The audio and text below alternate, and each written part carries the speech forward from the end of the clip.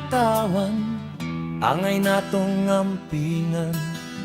Ibalik nato kanila pinagihok serbisyo nga gikinahanglan.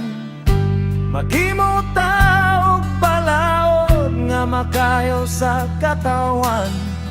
Dili kay maghimo ta og mga lihok nga mga katawanan. Sakit kahayo tan-awon sa mga katawan, nga ang ilang buwis na usik lamang. Maghimo og mga proyekto nga dili makatabang. Maghimo og mga kalihok